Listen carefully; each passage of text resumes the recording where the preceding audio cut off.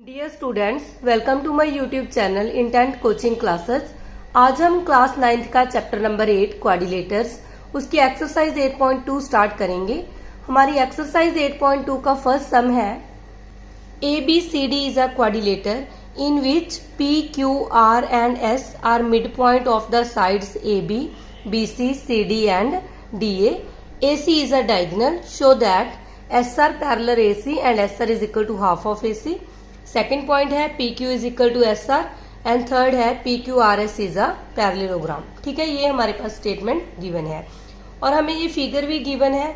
यहाँ हमें ये कहा गया है कि अगर ABCD एक क्वाड्रिलेटर है और जो S है वो AD का मिड पॉइंट है, जो R है वो CD का मिड पॉइंट है और जो Q है वो BC का मिड पॉइंट है और जो P है वो AB का मिड पॉइंट है। ठीक है, AC क्वाड्रिलेटर का डायगोनल गिवन है तो हमने ये वाला रिजल्ट प्रूव करना है। तो फर्स्ट पार्ट के लिए देखो, हमने ये रिजल्ट पढ़ा था कि अगर हमारे पास कोई भी ट्राइंगल है, जैसे सपोज एक ट्राइंगल है ABC, अगर इस ट्राइंगल की दो साइड्स में हमारे पास मिड पॉइंट दिए हैं, सपोज AB का मिड पॉइंट है E एंड AC का मिड पॉइंट है F, अगर हम मिड पॉइंट को आपस में ज्वाइन कर दें तो जो थर्ड साइड है ट्राइंगल की, ये लाइन उसके पैरेलल होगी। जैसे EF है जो BC के पैरेलल होगी एंड जो EF है वो हाफ ऑफ BC होगी। ठीक है, तो ये रिजल्ट जो है वो हमारी मिड पॉइंट थ्योरम में दिया हुआ है। अब देखो, इसी थ्योरम का यूज करके हम इसका फर्स्ट पार्ट प्रूव करेंगे। यहाँ भी हमारे पास अगर हम देखें तो ये एक ट्राइंगल बन रही है। ठीक है, तो हम लिखेंगे in a triangle ADC triangle में हमारे पास क्या गिवन है, ये दोनों जो साइड्स है ट्राइंगल की, इसके मिड पॉइंट गिवन है। तो हम लिखेंगे S is mid point of AD and R is mid point of CD। ठीक है, तो बाय मिड पॉइंट थ्योरम क्या लिख सकते हैं, जो इसकी ये वाली लाइन है मिड पॉइंट को ज्वाइन करने से बनी है वो थर्ड साइड के पैरेलल होगी, मतलब SR जो है वो पैरेलल होगी AC के एंड जो SR है वो हाफ होगी AC का। यही हमने फर्स्ट पार्ट में प्रूव करना था। तो हम लिख सकते हैं कि बाय मिड पॉइंट थ्योरम। ठीक है, तो जो हमारा फर्स्ट पार्ट है वो कंप्लीट हो गया है।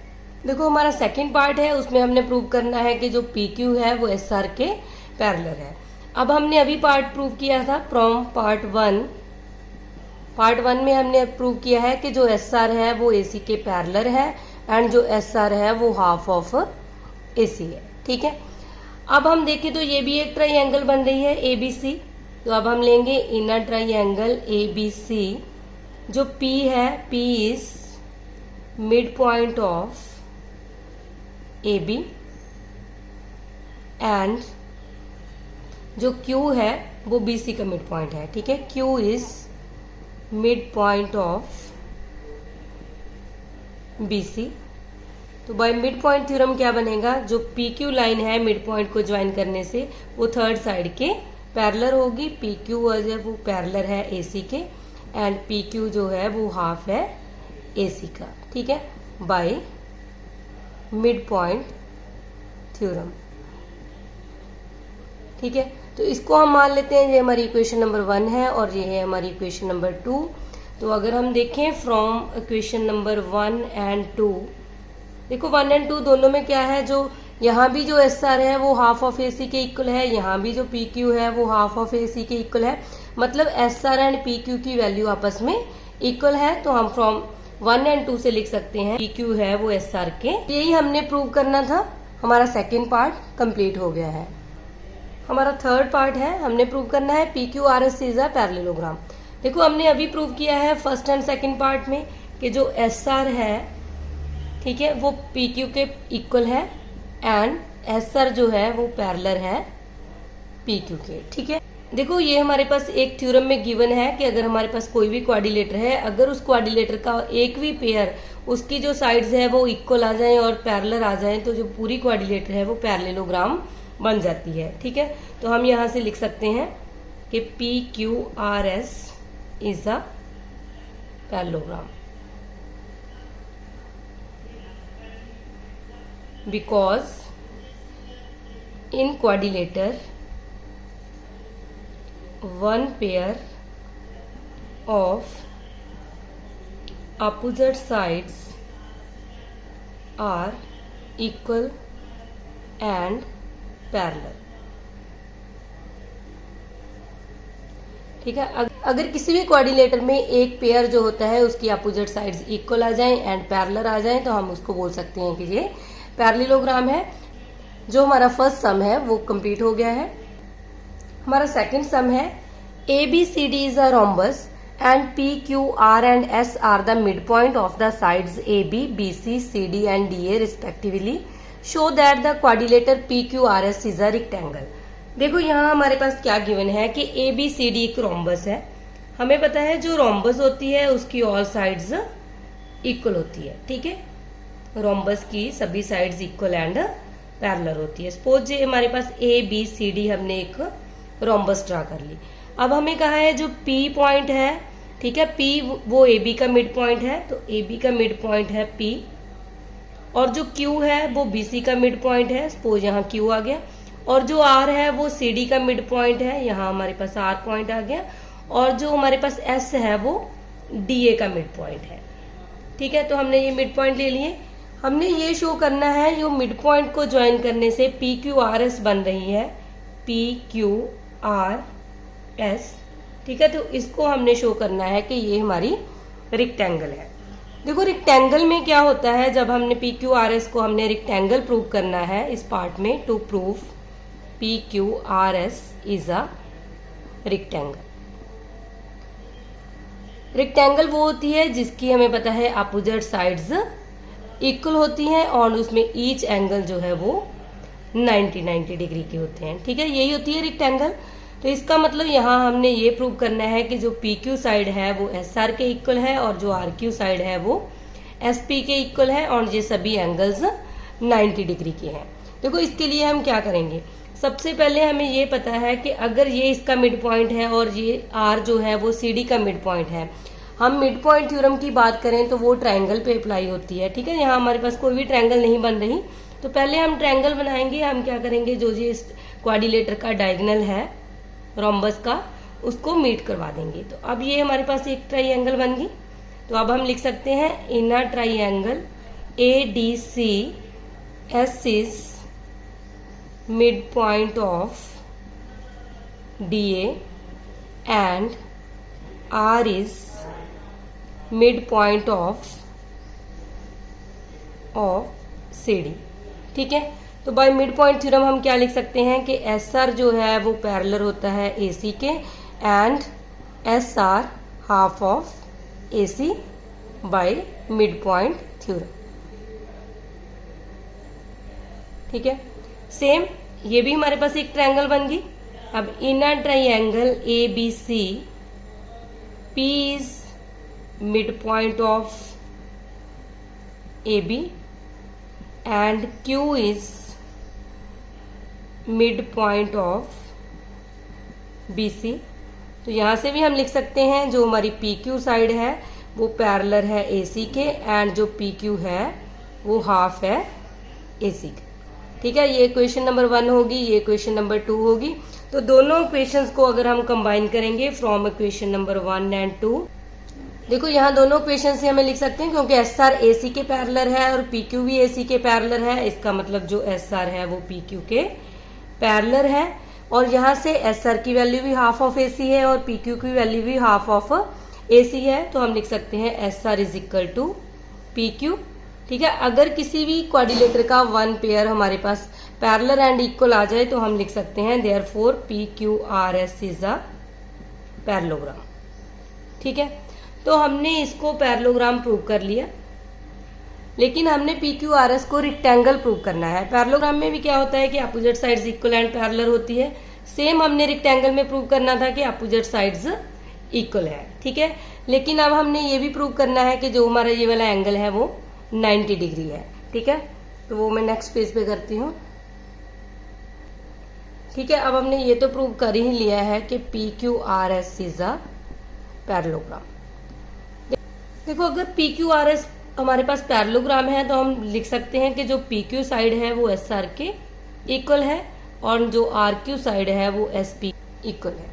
ठीक है। तो ये तो हमने साइडें तो प्रूव कर ली कि रेक्टेंगल की अपोजिट साइड्स इक्वल होती है, ठीक है। अब हमने ये प्रूव करना है कि जो हमारा जो PQRS जो एंगल है वो 90 डिग्री का है, ठीक है। तो उसके लिए अगर हम एक एंगल को भी 90 प्रूव कर दें, किसी भी पैरेललोग्राम का अगर एक एंगल भी 90 डिग्री होता है, इसका मतलब उसके सभी एंगल्स 90 के हो जाते हैं और वो रेक्टेंगल हो जाती है, ठीक है। उसके लिए हम क्या करेंगे कि हमने इस डायगोनल को ज्वाइन कर लेते हैं। अब हमने BD को ज्वाइन किया तो ये भी एक क्वाड्रिलेटर है हमारे पास। अगर हमें इसका एक एंगल ये वाला पता चल जाए कि ये कितने डिग्री का है, ठीक है, तो हम प्रूव कर सकते हैं कि जो हमारी PQRS है वो रेक्टेंगल है, ठीक है। तो उसके लिए देखो हमने ये एक क्वाड्रिलेटर ले ली। सपोज यहाँ हमारे पास M पॉइंट है, MQO, ठीक है, हमने इसको नाम दे दिया। अब हम देखें इन अ क्वाड्रिलेटर MQO, उसमें क्या है, अगर हम ये वाली साइड, हमें पता है ये PQ साइड है वो AC के पैरेलल है, ठीक है। जो PQ है वो AC के पैरेलल है, ये हमने प्रूव किया है। अगर PQ AC के पैरेलल है, ऐसे एक साइड, ठीक है, ये लाइन इसके पैरेलल है, अगर हम इसका छोटा सा पोर्शन ये वाला भी ले लें तो ये भी आपस में पैरेलल ही होगा। तो यहां से हम लिख सकते हैं कि जो MQ है वो देयरफॉर MQ पैरेलल। सेम देखो हमने ये भी प्रूव किया है कि जो RQ है वो SP के पैरेलल है, ठीक है, क्योंकि ये पैरेललोग्राम है तो उसकी अपोजिट साइड्स पैरेलल होती है। अगर ये पैरेलल है तो इसका इतना पोर्शन भी आपस में पैरेलल होगा, तो यहां से हम लिख सकते हैं तो देयरफॉर जो हमारी RQ साइड है वो भी पैरेलल है OM के, ठीक है। अगर अपोजिट साइड्स पैरेलल होगी देयरफॉर तो हम लिख सकते हैं कि जो हमारी MQRO है वो बन गई इज अ पैरेललोग्राम। अगर पैरेललोग्राम है तो पैरेललोग्राम के अपोजिट एंगल्स इक्वल होते हैं, तो हम लिख सकते हैं angle Q is equal to angle O because opposite angles of parallelogram are equal, ठीक है। एंगल इक्वल है और वो O एंगल के इक्वल है। अब हम देखें कि ABCD हमारे पास रोम्बस गिवन है, तो आपने ये कंडीशन याद रखनी है कि रोम्बस के जो डायगोनल होते हैं वो 90 डिग्री पे बाइसेक्ट करते हैं, ठीक है। तो इसका मतलब जो एंगल Q है वो हमारे पास आ जाएगा 90 degree because diagonal of rhombus bisect at 90 degree, ठीक है। ये एंगल 90 है तो ये भी 90 प्रूव हो गया। अगर हमारे पास पैरेललोग्राम का वन एंगल भी 90 डिग्री प्रूव हो गया, इसका मतलब ये पूरी पैरेललोग्राम क्या बन गई, रेक्टेंगल। तो हम लिख सकते हैं PQRS इज अ रेक्टेंगल, ठीक है। तो यही हमने प्रूव करना था, हमारा सेकंड सम कंप्लीट हो गया है। हमारा थर्ड सम है ABCD is a rectangle and PQRS are midpoint of the sides AB, BC, CD and DA respectively. Show that PQRS is a rhombus. देखो यहाँ हमारे पास ABCD एक रेक्टेंगल गिवन है, तो हम रेक्टेंगल ड्रा कर लेते हैं ABCD। अब हमें ये कहा है जो P है वो AB का मिड पॉइंट है और जो Q है वो BC का मिड पॉइंट है और जो R है वो CD का मिड पॉइंट है और जो S है वो DA का मिड पॉइंट है। अगर हम PQRS इसको ज्वाइन कर दें तो हमारे पास जो ये वाली फिगर बनी है PQRS, हमने ये प्रूव करना है कि ये रोम्बस है। हमें पता है कि रोम्बस में क्या होता है, अपोजिट पेयर जो होते हैं वो पैरेलल होते हैं और ऑल साइड्स इक्वल होती है, ठीक है। तो देखो इसको प्रूव करने के लिए पहले हम क्या करेंगे, हमने इस डायगोनल को ज्वाइन कर लेते हैं, AC डायगोनल को।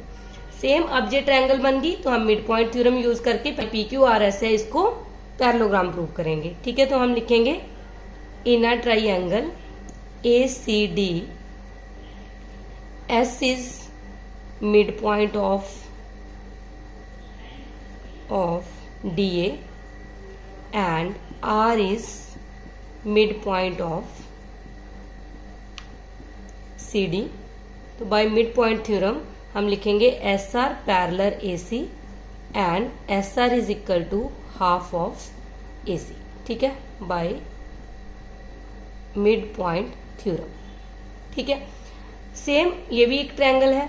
अब हम लेंगे इनर ट्रायंगल ABC इसमें भी P and Q are mid point है, mid point of AB and BC। ठीक है, अगर ये मिड पॉइंट है तो हम इसको भी लिख सकते हैं PQ इज जो है वो AC के पैरेलल है and PQ is equal to half of AC by mid point theorem. ठीक है, MPT लिख सकते हो आप इसको। तो अब ये है क्वेश्चन नंबर 1, इसको मान लेते हैं क्वेश्चन नंबर 2। तो फ्रॉम इक्वेशन नंबर 1 एंड 2 यहाँ से हमारे पास क्या आ जाएगा कि जो SR है वो PQ के पैरेलल है एंड जो SR है वो PQ के इक्वल है। तो इसका मतलब जो PQRS है वो हमारी बन गई पैरेललोग्राम। अब जो पैरेललोग्राम है इसका मतलब इसकी opposite sides equal and parallel है। ठीक है, अब ये तो प्रूव हो गया कि ये साइड है इस साइड के इक्वल है, ये साइड इस साइड के इक्वल है, लेकिन जो रोम्बस होती है उसमें सभी साइड्स इक्वल होती है। इसका मतलब अब हमने ये प्रूव करना है कि अगर ये साइड भी इस साइड के इक्वल आ जाए, उसके लिए हम क्या करेंगे, हम ये BD डायगोनल को ड्रा कर लेते हैं। अब हमारे पास ये वाली एक ट्रायंगल बन गई। ठीक है, इनर ट्रायंगल BCD, इसमें हमारे पास क्या है R and Q are mid point of CD and BC। अगर ये मिड पॉइंट है तो यहां से हम लिख सकते हैं जो RQ है वो पैरेलल है BD के एंड जो RQ है वो हाफ है BD। ठीक है, ये आ गई हमारी इक्वेशन नंबर 3। अब देखो नेक्स्ट पेज पे मूव करते हैं। देखो अब हमने ये प्रूव कर दिया था जो SR है वो हाफ ऑफ AC है। ठीक है, एंड जो PQ है वो भी हमारा हाफ ऑफ AC है। ठीक है, ये हमने प्रूव कर लिया है। सिमिलर जो RQ है ये हमने प्रूव किया था कि ये हाफ ऑफ BD है। तो अब हमें ये पता होना चाहिए कि जो डायगोनल होते हैं रेक्टेंगल के वो इक्वल होते हैं। ठीक है, तो यहां से हमारे पास ये पता है हमें condition AC is equal to BD diagonal of rectangle are equal. ठीक है, तो हम लिख सकते हैं, देखो हम इसको भी लिख सकते हैं हाफ ऑफ BD की जगह पे AC। इसका मतलब जो SR है वो RQ के इक्वल है एंड PQ के भी इक्वल है। तो यहां से हमारे पास बन जाएगा SR is equal to RQ is equal to PQ, और जो RQ है उसकी अपोजिट साइड भी इक्वल है क्योंकि ये पैरेललोग्राम प्रूव किया था। अब ये सभी साइड्स इक्वल होगी। अगर हमारे पास पैरेललोग्राम की सभी साइड्स इक्वल है तो हम इसको बोल सकते हैं कि PQRS इज अ रोम्बस। ठीक है, तो यही हमने प्रूव करना था। हमारा 3rd सम कंप्लीट हो गया है। हमारा 4th सम है ABCD is a trapezium in which AB parallel CD and BD is a diagonal and E is midpoint of AD. A line is drawn through E parallel to AB intersecting BC at F. Show that F is a midpoint of BC.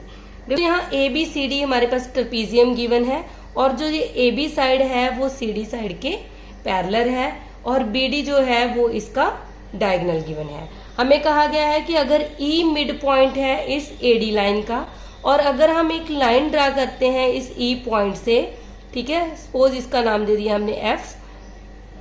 अगर हम एक line drawn करते हैं E, ठीक है, through E parallel to AB, जो इस AB line के पैरेलल है, वो इंटरसेक्ट कर रही है BC लाइन को F पॉइंट पर। हमने ये शो करना है कि जो F पॉइंट है ये हमारा वो BC का मिड पॉइंट है। देखो अब हम इसको किस तरह शो करेंगे, तो अगर हम देखें कि ये हमारे पास एक ट्रायंगल है, इनर ट्रायंगल ABD में हमारे पास क्या गिवन है, हमें ये कहा गया है कि जो EF लाइन है वो AB के पैरेलल है। ठीक है, EF पैरेलल AB एंड जो E है E is mid point of AD। तो देखो converse of mid point theorem क्या था, अगर हमारे पास ये कोई भी मिड पॉइंट है और ये लाइन जो है मिड पॉइंट से पास करती हुई वो इस लाइन के पैरेलल है, इसका मतलब वो थर्ड साइड को भी मिड पॉइंट पे ही मीट करेगी। ठीक है, तो यहाँ हम एक पॉइंट ले लेते हैं G। ठीक है, तो यहाँ से हम लिख सकते हैं कि G is G is the midpoint of BD by converse of midpoint theorem. Converse of midpoint theorem. ठीक है, क्योंकि converse of mid point theorem में हमें क्या कहा गया था कि अगर a line drawn through the mid point of one side of a triangle, ठीक है, जो ट्रायंगल की एक साइड है, अगर मिड पॉइंट में से कोई लाइन पास करती है और वो तीसरी साइड जो है उसके पैरेलल है, तो जो साइड हमारे पास जिसमें वो लाइन पास करती है वो उस लाइन को बाइसेक्ट करती है। बाइसेक्ट मतलब इक्वल पार्ट्स में डिवाइड कर रही है। अगर इक्वल पार्ट्स में डिवाइड कर रही है इसका मतलब जी हमारा मिड पॉइंट है। ठीक है, अब देखो अगर ये मिड पॉइंट है तो हम देखें कि अगर ये लाइन एक्सटेंड हो रही है एफ पॉइंट तक, ठीक है, और जो ये लाइन है जी एफ, हमें पता है पूरी जो ई एफ लाइन है वो ए बी के पैरेलल है और जो ए बी लाइन है वो सी डी के पैरेलल है। यहाँ से हम लिख सकते हैं कि जो ई एफ लाइन है वो भी सी डी के पैरेलल होगी। अगर ये दोनों लाइन जो मिड पॉइंट में से लाइन पास करती है, इस लाइन के ये लाइन पैरेलल है, इसका मतलब जो ये लाइन है वो इस पॉइंट पे जाकर, मतलब जो ट्रायंगल की ये वाली साइड है इसको इक्वल पार्ट्स में डिवाइड करेगी, तो हम बोल सकते हैं कि जो एफ है वो बी सी का मिड पॉइंट है। ठीक है, तो यहाँ से हम लिखेंगे, हमें हमारे पास ये गिवन है कि जो ई एफ है वो ए बी के पैरेलल है। ठीक है, ई एफ ए बी के पैरेलल है और जो ए बी है वो सी डी के पैरेलल है, ये हमारे पास गिवन है A B parallel D C. ठीक है, तो यहाँ से हम लिख सकते हैं कि जो ई एफ है वो पैरेलल है डी सी। ठीक है, अब ये लाइन इसके पैरेलल होगी। अगर ये लाइन इसके पैरेलल है तो अगर हम देखें इन अ ट्राइंगल, ये in a triangle B C D, ठीक है, बी सी डी ये वाली ट्रायंगल, ठीक है, जी जो है वो बी डी का मिड पॉइंट है, ये हमने प्रूव किया है। ठीक है, G is mid point of B D. अगर जी बी डी का मिड पॉइंट है तो यहां से हम लिख सकते हैं, जो अगर ई एफ सी डी के पैरेलल है और इसका मतलब ये लाइन भी तो सी डी के पैरेलल ही होगी। ठीक है, तो यहां से हम लिख देंगे जी एफ पैरेलल सी डी। ठीक है, अगर ये पैरेलल है तो इसका मतलब जो एफ है, F is mid point of B C. ठीक है, एफ मिड पॉइंट हो जाएगा क्योंकि by converse of mid point theorem हमने यही पढ़ा है। हमारे पास कोई भी ट्रायंगल है, अगर उसकी साइड में से किसी एक साइड में मिड पॉइंट दिया है और मिड पॉइंट में से अगर हम एक लाइन ड्रान कर लेते हैं और वो थर्ड साइड के पैरेलल होगी और जो ये वाली लाइन है सेकंड साइड है उसको बाइसेक्ट करेगी। ठीक है, तो यहाँ से हम लिख देंगे bye converse of mid point theorem. ठीक है, तो यही हमने शो करना था कि एफ जो है वो बी सी का मिड पॉइंट है। हमारा फिफ्थ सम है, in a parallelogram A B C D E and F are the midpoint of the sides AB and CD respectively. Show that the line segment AF, ठीक है, जो ये वाली line है AF and EC trisect the diagonal BD। देखो हमें क्या given है कि अगर ABCD एक पैरेललोग्राम है और जो E है वो AB का मिड पॉइंट है और जो F है वो CD का मिड पॉइंट है, तो हमने ये शो करना है कि जो ये लाइन है BD डायगोनल हमारे पास गिवन है पैरेललोग्राम का, ठीक है, उसमें जो AF लाइन है और जो EC लाइन है वो इस लाइन को ट्राइसेक्ट करती है, मतलब तीन इक्वल पार्ट में डिवाइड करती है। ठीक है, तो इसका मतलब हमने ये प्रूव करना है, टू प्रूफ कि ये तीनों पार्ट आपस में इक्वल है, मतलब DP इक्वल टू है PQ और इज इक्वल टू है QB। ठीक है, ये हमने प्रूव करना है। देखो फर्स्ट हम क्या प्रूव करेंगे, हमें ये पता है कि अगर हमारे पास ये पैरेललोग्राम है तो इसका मतलब इसकी opposite sides equal and parallel होगी। तो यहां से हम लिख सकते हैं AB parallel CD and AB is equal to CD। ठीक है, because opposite sides of parallelogram are equal and parallel.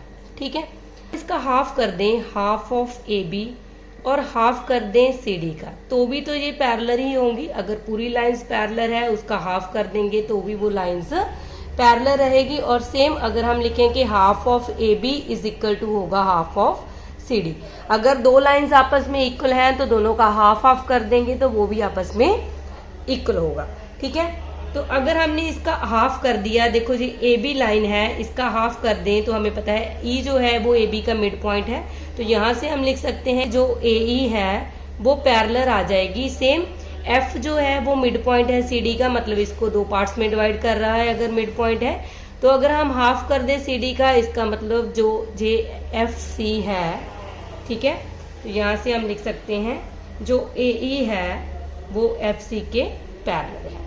Same इसका हाफ करेंगे, हाफ ऑफ ए बी, तो इसका मतलब जो ए ई है वो एफ सी के इक्वल है।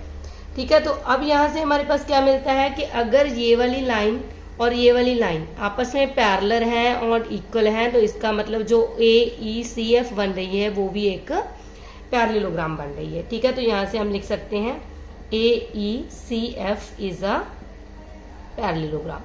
अगर ये पैरेललोग्राम है, बिकॉज रीजन क्या आएगा, opposite sides of parallelogram are equal and parallel. ठीक है, तो यहां से हमने इसको पैरेललोग्राम प्रूव कर दिया।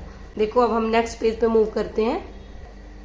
देखो अगर जी पैरेललोग्राम प्रूव होगी, अब हमें ये पता है कि ई एंड एफ जो है वो मिड पॉइंट है। ठीक है, अगर ये मिड पॉइंट है तो हम ट्रायंगल ले लेते हैं ए पी बी। अगर हम इतनी की ट्रायंगल की बात करें, in a triangle A P B, देखो ए पी बी में क्या है, हमें पता है कि ये पूरी लाइन जो है वो इस लाइन के पैरेलल है, क्योंकि ये हमने इसको प्रूव कर दिया है कि ये पैरेललोग्राम है। अगर हम इसका कुछ पोर्शन ले लें, जैसे ए पी है वो भी तो ई क्यू के पैरेलल होगी। ठीक है, तो यहां से हम लिख सकते हैं A P parallel E Q, and जो ई है वो हमें गिवन है कि E is mid point of A B, mid point of A B.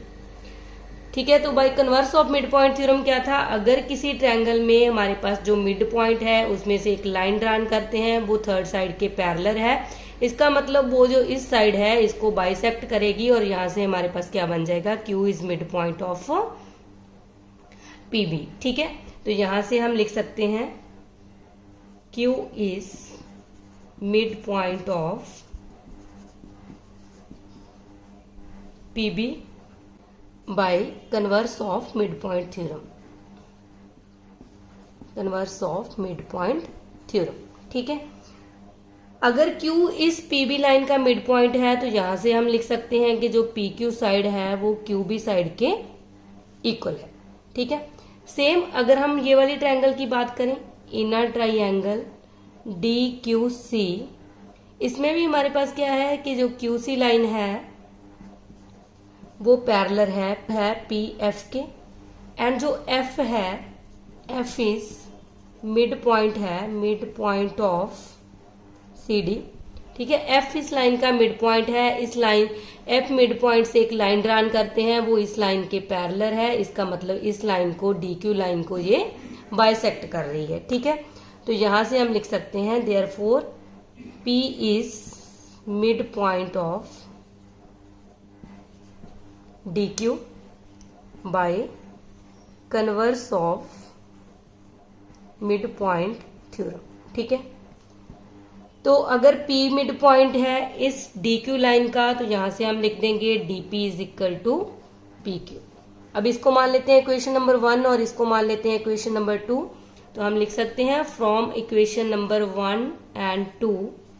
देखो 1 एंड 2 में से क्या है, इसमें से हमें दिया है P Q is equal to Q B, और यहाँ जो पी क्यू है वो डीपी के भी इक्वल है, तो इसका मतलब ये भी इक्वल टू आ गया डीपी।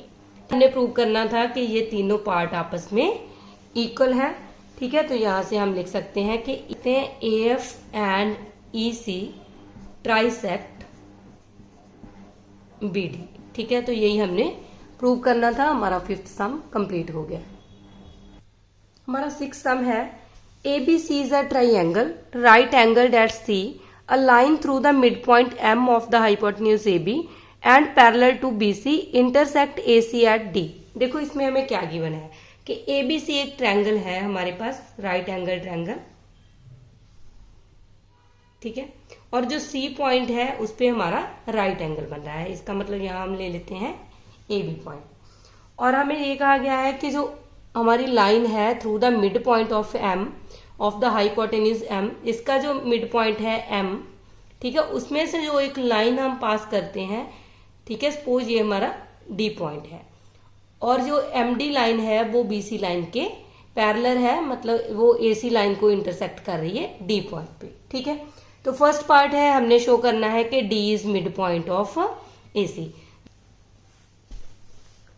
देखो by converse of mid point theorem हमने ये पढ़ा है कि अगर हमारे पास कोई भी यहाँ मिड पॉइंट है और मिड पॉइंट में से जो लाइन पास करेगी अगर वो किसी और लाइन के, जैसे ये ट्रायंगल की इस लाइन के पैरेलल है, तो जिस लाइन में से वो लाइन पास कर रही है उस लाइन को वो बाइसेक्ट करेगी, मतलब इक्वल पार्ट में डिवाइड करेगी, मतलब डी इसका मिड पॉइंट है, ठीक है। तो यहां से हम लिखेंगे कि जो डीएम है वो हमारे पास गिवन है बीसी के पैरेलल, ठीक है, क्योंकि हमें ये दिया हुआ है a line through the mid point of M of the hypotenuse A B are parallel to BC, ठीक है, इस लाइन के पैरेलल है। और यहां से एम जो है M is mid point of A B, ठीक है, ये हमारे पास गिवन है, तो हम लिख सकते हैं therefore D is mid point of A C by converse of mid point theorem, converse of mid point theorem, ठीक है। तो हमारा जो फर्स्ट पार्ट है वो कंप्लीट हो गया है। तो यही हमने प्रूव करना था कि डी जो है वो एसी का मिड पॉइंट है। देखो सेकंड पार्ट है हमारा, हमने प्रूव करना है सेकंड पार्ट में कि जो एमडी है वो परपेंडिकुलर है एसी में, ठीक है। अगर परपेंडिकुलर है, देखो इसका मतलब जो एमडी है वो एसी के परपेंडिकुलर है, इसका मतलब ये वाला एंगल 90 डिग्री हमने प्रूव करना है, ठीक है। तो हमारे पास हमें ये गिवन है कि जो डीएम है वो बीसी लाइन के पैरेलल है, ठीक है, ये गिवन है हमारे पास। अगर हमारे पास टू लाइंस पैरेलल है, हम मान लेते हैं कि जो ये एसी है इसको कट कर रही है वो इसकी ट्रांसवर्सल है, एसी इज ट्रांसवर्सल, ठीक है। तो इसका मतलब जो ये वाला एंगल है और ये वाला एंगल है दोनों आपस में इक्वल है, तो यहां से हम लिख सकते हैं ए डी एम एंगल जो है वो ए सी बी के इक्वल है, कॉरेस्पॉन्डिंग एंगल, क्योंकि जब दो लाइंस पैरेलल है और ये ट्रांसवर्सल है तो इसका ये वाला एंगल और ये वाला एंगल आपस में इक्वल होते हैं। अब हमें ये पता है कि जो सी एंगल है ये हमारे पास गिवन है कि ये 90 डिग्री है, तो यहां से हम लिख सकते हैं ए डी एम बी क्या हो गया 90 डिग्री, ठीक है। अगर ये वाला एंगल 90 है तो इस मतलब जो एमडी है वो परपेंडिकुलर होगा एसी के, यही हमने प्रूव करना था, ठीक है। तो हमारा सेकंड पार्ट कंप्लीट हो गया है। देखो थर्ड पार्ट में हमने क्या प्रूव करना है कि जो सीएम है, इसका मतलब इसको हम मीट करा लेंगे, जो सीएम है और एम में है ये दोनों आपस में इक्वल है और ये इक्वल है हाफ ऑफ ए बी, ठीक है। तो पहले तो देखो हमें ये पता है कि जो m है वो हमारा मिड पॉइंट है, m is mid point of A B. अगर m जो है वो ए बी का मिड पॉइंट है तो यहां से हम लिख सकते हैं कि जो हमारी m में लाइन है वो ए बी का हाफ है, ठीक है, क्योंकि ये मिड पॉइंट है तो ये इसका हाफ हो गया, ठीक। हमारे पास देखें कि ये दोनों भी ट्रायंगल्स बन रही है, एक ये और एक ये, ठीक है। In a triangle ADM and CDM, ठीक है। अगर हम इन दोनों ट्रायंगल्स को कॉन्ग्रुएंट प्रूव कर दें, ठीक है, तो यहां से हमारे पास क्या बन जाएगा, जो DM है वो इक्वल टू है DM, ये कॉमन है, और ये हमने प्रूव किया था D जो है वो AC का मिड पॉइंट है, और यहां से हमारे पास बन जाएगा जो AD साइड है वो CD साइड के इक्वल है because D is mid point. और ये एंगल हमने प्रूव किया ये 90 है तो ये भी 90 है, तो यहां से आ जाएगा angle ADM is equal to angle MDC each 90 degree. अगर ये 90 है तो यहां से हम लिख सकते हैं बाय SAS रूल, ठीक है, ट्राइंगल ADM कॉन्ग्रुएंट है ट्राइंगल CDM बाय SAS, ठीक है। अगर ये दोनों ट्रायंगल्स आपस में कॉन्ग्रुएंट है तो यहां से हम लिख सकते हैं CM is equal to MA by CPCT, ठीक है। तो ये आ गई हमारी इक्वेशन नंबर सेकंड, इसको मान लेते हैं इक्वेशन नंबर 1। ठीक है, तो यही हमने प्रूव करना था कि जो CM है from 1 and 2, CM is equal to MA, और जो MA है वो इक्वल टू है हाफ ऑफ AB। ठीक है, तो हमारी एक्सरसाइज 8.2 कंप्लीट हो गई है। आज के लिए हम इतना ही करेंगे। अगर आपको मेरी वीडियो पसंद आई है तो लाइक करना और अपने फ्रेंड्स के साथ शेयर भी करना। अगर आप मेरे चैनल पे नए आए हो तो चैनल को सब्सक्राइब करना मत भूलना।